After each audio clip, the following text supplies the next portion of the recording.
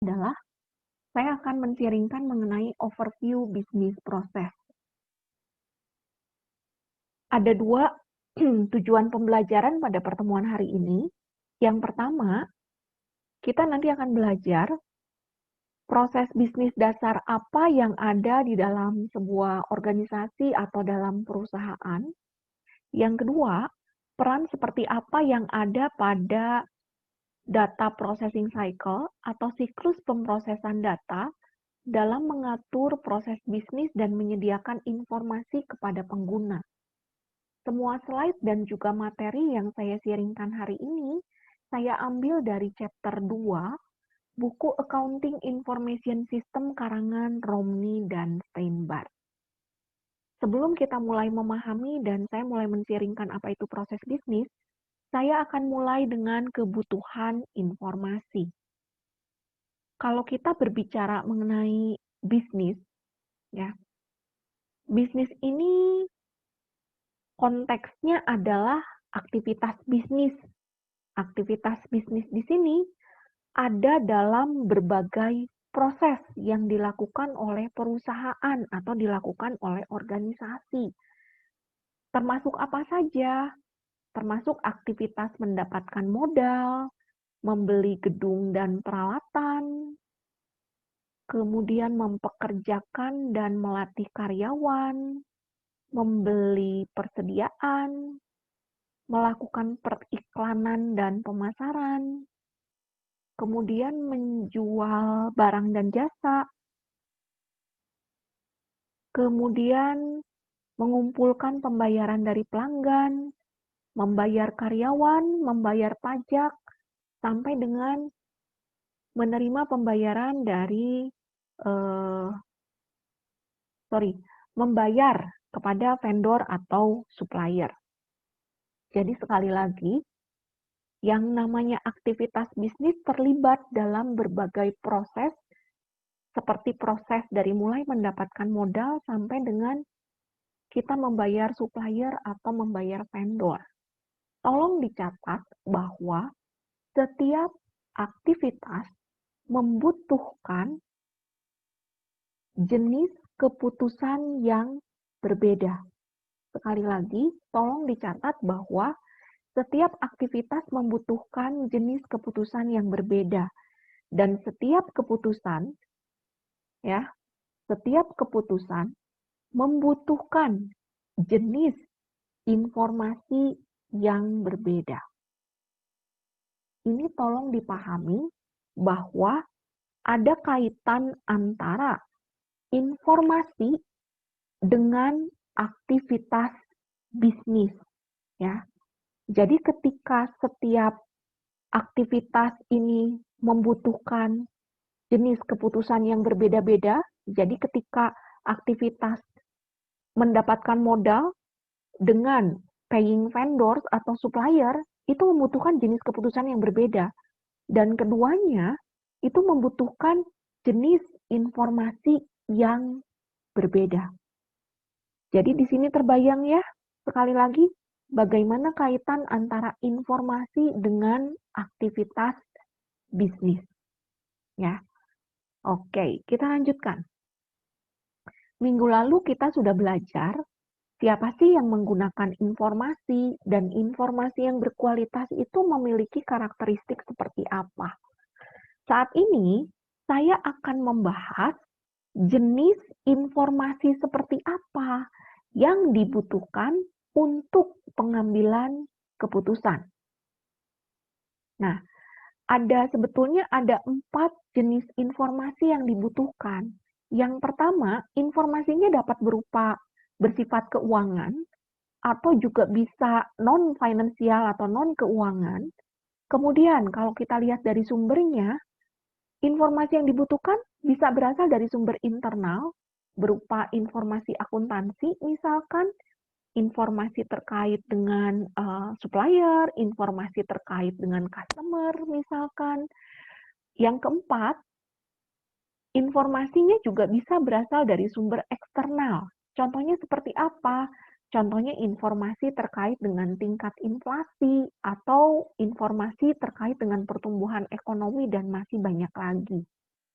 Nah, ini tolong dicatat kembali bahwa sistem informasi yang efektif ini harus dapat mengintegrasikan informasi dari berbagai jenis dan dari sumber yang berbeda. Sampai dengan slide ini, kita harus paham kaitan antara aktivitas, kemudian informasi, dan sistem informasi akuntansi. Berarti di sini sebetulnya sistem informasi akuntansi memiliki peranan penting, ya, peranan penting untuk menghasilkan informasi yang pada akhirnya akan digunakan untuk pengambilan keputusan, ya. Pengambilan keputusan yang dilakukan ini akan terkait dengan aktivitas bisnis yang dilakukan oleh perusahaan. Sekarang kita akan lihat interaksi antara sistem informasi akuntansi dengan external parties dulu deh, pihak eksternal, ya. SIA berinteraksi dengan pihak eksternal. Contohnya seperti pelanggan, vendor, kreditur, atau misalkan lembaga-lembaga pemerintah. Nah, gimana contohnya? Contohnya misalkan SIA berinteraksi dengan pelanggan itu melalui pesanan penjualan. Ya, SIA berinteraksi dengan vendor itu melalui apa? Melalui purchase order. Sekarang kita akan lihat bagaimana interaksi SIA dengan pihak internal. SIA juga berinteraksi dengan pihak internal. Contohnya adalah karyawan dan manajemen. Misalkan informasi yang dihasilkan oleh SIA terkait dengan jumlah gaji yang harus dibayarkan setiap bulan, informasi ini dibutuhkan oleh pihak manajemen untuk apa? Untuk mengambil keputusan. Ya, pengambilan keputusan terkait dengan nanti aktivitas yang akan dilakukan. Di sini kita akan lihat interaksi antara pihak internal dan eksternal biasanya dua arah. Hal ini dapat dilihat bagaimana SIA mengirimkan informasi ke pihak internal maupun pihak eksternal dan menerima informasi dari pihak-pihak ini. Kelihatan ya? Nah, sekarang penjelasan kita beralih kepada siklus bisnis atau bisnis cycle. Berbicara mengenai siklus bisnis tidak terlepas dari transaksi. Apa yang dinamakan transaksi? Transaksi itu sebetulnya agreement atau perjanjian antara dua entitas untuk bertukar barang atau jasa. Atau transaksi juga peristiwa yang dapat diukur dalam istilah ekonomi oleh suatu organisasi. Contoh transaksi sebetulnya banyak ya, tapi saya akan ambil dua yang ditampilkan. Contohnya menjual barang kepada pelanggan, dan yang kedua depresiasi untuk equipment. Nah, berarti di sini siklus bisnis atau bisnis cycle sebetulnya isinya apa? Isinya adalah transaksi. Ketika transaksi dilakukan secara repetitif, hal ini akan membentuk yang namanya siklus transaksi bisnis. Apa sih yang dinamakan siklus transaksi bisnis atau business transaction cycle? Ya. Siklus transaksi bisnis ini sebetulnya adalah sebuah proses yang diawali dengan mengcapture data tentang suatu transaksi dan diakhiri dengan information output. Contohnya seperti laporan keuangan. Jadi dapat dikatakan bahwa proses bisnis atau bisnis proses itu adalah sekumpulan aktivitas, tapi tidak hanya aktivitas, ya. Tetapi bisnis proses atau proses bisnis itu juga kumpulan tugas. Tugasnya saling terkait, saling terkoordinasi dan terstruktur yang bisa dilakukan oleh seseorang, oleh manusia, atau oleh komputer atau mesin yang pada akhirnya membantu mencapai tujuan organisasi tertentu. Ya. Nah, banyak proses bisnis yang dipasangkan dalam kegiatan yang diistilahkan sebagai give, get, exchange atau kegiatan memberi dan menerima. Karena di dalamnya apa? Sebetulnya transaksi, ya. Nah, salah satu cara untuk mempelajari proses bisnis perusahaan adalah ketika kita berfokus kepada siklus transaksinya.